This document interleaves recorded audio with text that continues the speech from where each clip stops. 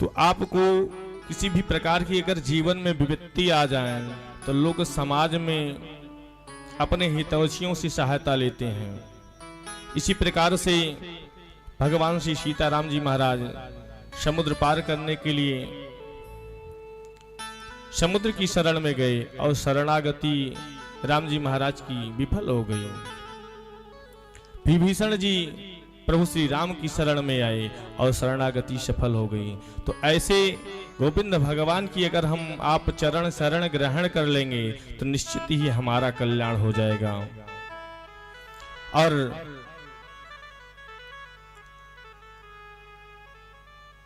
श्री सुखदेव जी महाराज कहते हैं कि हे राजन, उस परम पिता परमात्मा की चरण कमल का निरंतर ध्यान करो। और श्री नारद जी महाराज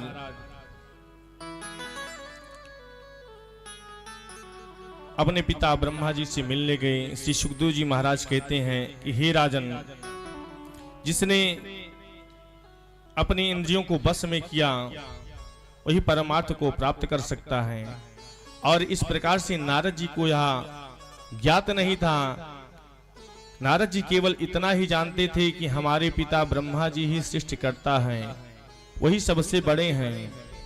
लेकिन जब एक दिन नारद जी ने देखा कि हमारे पिता जी किसका ध्यान कर रहे हैं, स्थूले भागवतो रूपोए मना संधारय धिया, जो आपको इस संसार में व्यापक रूप से दिखाई पड़ रहा है वह सब पिता परमात्मा का ही स्वरूप है। इसलिए हमें आपको सदैव उस गोविंद भगवान की लीलाओं का स्मरण करना चाहिए।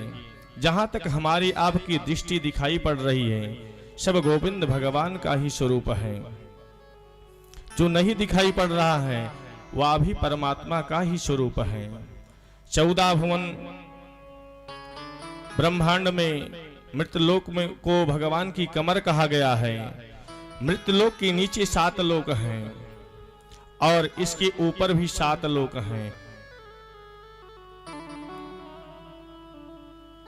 मृतलोक के नीचे अतल वितल सुतल तलातल रसातल पाताल भगवान के चरणों को का जो तालुआ